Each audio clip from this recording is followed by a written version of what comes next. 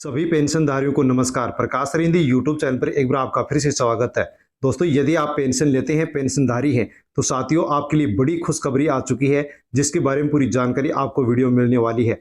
दोस्तों, 31 मार्च 2025 से पेंशन में 4 बड़े बदलाव होने जा रहे हैं। पेंशन में बढ़ोतरी कर दी गई है। साथ में दोस्तों, पेंशन में जो 4 बड़े बदलाव होने जा रहे हैं, इसके माध्यम से किनकी पेंशन बंद होगी, किनको पेंशन नहीं मिलेगी और इसके अलावा आगे किसको पेंशन मिलती रहेगी, उसकी पूरी जानकारी आपको वीडियो में मिलने वाली है। इसलिए दोस्तों, आप वीडियो को एंड तक जरूर देखें। और साथियों, यदि आप प्रकाश अरिंदी यूट्यूब चैनल पर नए हैं, तो दोस्तों जानकारी लेने से पहले प्रकाश अरिंदी यूट्यूब चैनल को सब्सक्राइब अवश्य कर लें, क्योंकि दोस्तों इसी प्रकार की जानकारी सबसे पहले आपको इसी यूट्यूब चैनल पर मिलती है।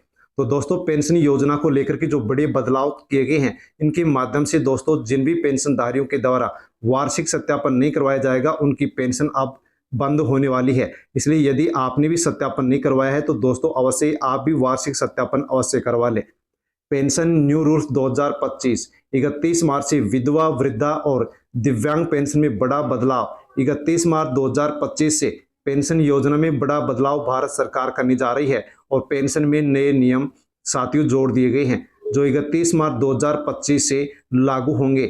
इन बदलावों का मुख्य उद्देश्य विधवा, दिव्यांग लोगों को बेहतर आर्थिक सहायता प्रदान करना है। सरकार ने पेंशन राशि में वृद्धि के साथ साथ इसकी जो पात्रता मानदंड है, उनके अंदर भी संशोधन कर दिया है। इन नियमों के तहत डायरेक्ट बेनिफिट ट्रांसफर यानी कि डीबीटी को भी अब मजबूत किया जाएगा, जिससे पेंशन की राशि सीधे लाभार्थियों को बैंक खाते में मिलने वाली है। तो दोस्तों, योजना है पेंशन योजना साथियों, जो कि 31 मार्च 2025 से लागू होने वाली है। किन के लिए लागू होगी? तो दोस्तों, इसके लाभार्थी वृद्ध, विधवा और महिला, साथ में दिव्यांग जो व्यक्ति हैं, वो इस योजना के लाभार्थी होंगे। मासिक यदि पेंशन की बात करें तो 3,000 से लेकर के 10,000 रुपए तक यानी श्रेणी के अनुसार पेंशन अब मिलने वाली है। साथियों, आयु की यदि हम बात करते हैं तो वृद्ध 60 वर्ष या इससे अधिक पेंशन के लिए पात्र है। विधवा 18 वर्ष या फिर इससे अधिक उम्र वाली पात्र हैं। साथ में दोस्तों, जो दिव्यांग हैं वो भी 18 वर्ष या इससे अधिक उम्र के हैं, तो वो भी इस पेंशन योजना के लिए पात्र हैं। साथियों, फॉर्म भरने के लिए यहाँ पर बताया गया कि वार्षिक आय 1 लाख रुपए से कम होनी चाहिए। ऑनलाइन और ऑफलाइन आप आसानी से 2 प्रकार से आसानी से फॉर्म भर सकते हैं। साथियों, इस योजना के माध्यम से जो लाभ दिया जाता है, वो केंद्र सरकार और राज्य सरकार के संयुक्त योगदान के माध्यम से लाभ दिया जाता है।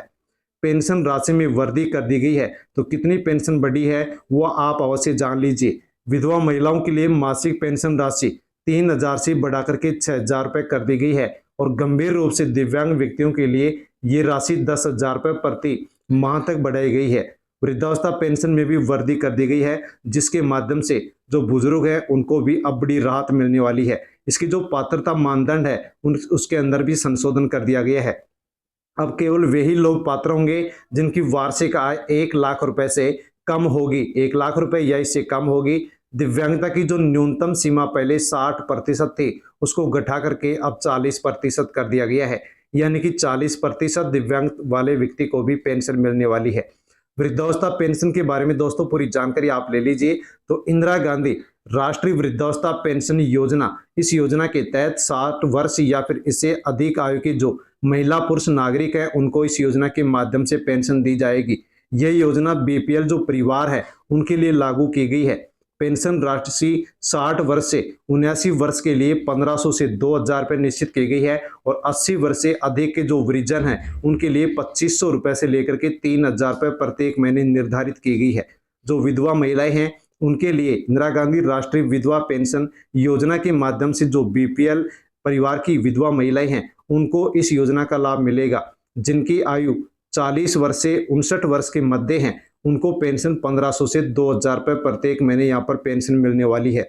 जो दिव्यांग हैं उनको इंदिरा गांधी राष्ट्रीय दिव्यांग पेंशन योजना के माध्यम से जिनकी उम्र 18 वर्ष या इससे अधिक है और जिनकी दिव्यांगता 40% या इससे अधिक है, उनको 1,500 रुपये से लेकर के 2,500 रुपये प्रत्येक महीने पेंशन इस योजना के माध्यम से दी जाएगी।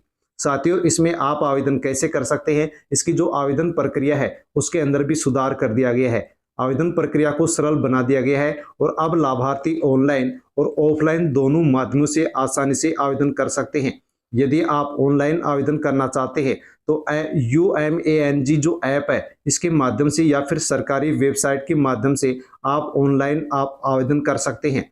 ऑफलाइन आवेदन की जो प्रक्रिया है उसके अंदर भी संशोधन किया गया है कि दोस्तों आप नज़दीकी अपनी पंचायत या फिर नगर निकाय कार्यालय जाकर के फॉर्म लें और फॉर्म को आप भर के उसके साथ जो भी आवश्यक दस्तावेज है वो फॉर्म के साथ आप जमा करवा दें। अधिकारी के द्वारा आपके फॉर्म की जांच की जाएगी और यदि आप पात्र पाए गए तो आपको पेंशन मिलना शुरू हो जाएगी। डिजिटल भुगतान अनिवार्य कर दिया गया है। अब सभी पेंशनधारियों के लिए डिजिटल भुगतान जो प्रणाली है वो अनिवार्य कर दी गई है। अब सभी को यहाँ पर केवल डिजिटल भुगतान के माध्यम से पेंशन मिलने वाली है। इससे समय पर भुगतान सुनिश्चित होगा और नगद जो लेन देन है वो इसके माध्यम से अब खत्म होने वाली है। पुनर्विवाह की स्थिति में भी दोस्तों नियम चेंज कर दिया गया है। विधवाओं के पुनर्विवाह पर उनकी पेंशन बंद नहीं होगी। ये कदम महिलाओं को एक नई शुरुआत करने में मदद करेगा और उनकी जो आर्थिक स्थिति है वो भी मजबूत होगी। नए पेंशन नियम 2025 के तहत विधवा और दिव्यांग पेंशन के लिए कई महत्वपूर्ण बदलाव किए गए हैं। इन बदलावों से लाभार्थियों को बेहतर आर्थिक सहायता मिलेगी और उनकी जो जीवन शैली है उसमें भी सुधार होगा। सरकार का उद्देश्य है कि समाज के कमजोर वर्गों को वित्तीय सुरक्षा प्रदान की जाए और उनके जीवन में सकारात्मक परिवर्तन लाया जाए। तो दोस्तों ये पेंशन के 4 बड़े बदलाव जो हुए हैं उनके बारे में हमने वीडियो में पूरी जानकारी ली है। जानकारी अच्छी लगी हो तो वीडियो को लाइक अवश्य करें और अन्य जो पेंशनधारी है उन तक भी आप वीडियो को टेलीग्राम, व्हाट्सएप, फेसबुक के माध्यम से सेंड करें और प्रकाश सर हिंदी यूट्यूब चैनल पर नए हैं तो दोस्तों चैनल को सब्सक्राइब अवश्य कर लें ताकि आगे भी इसी प्रकार की जानकारी आपको इसी यूट्यूब चैनल के माध्यम से मिलती रहे। दोस्तों इसी प्रकार की अपडेट फिर से मैं लेकर के उपस्थित होता हूं। तब तक के लिए धन्यवाद।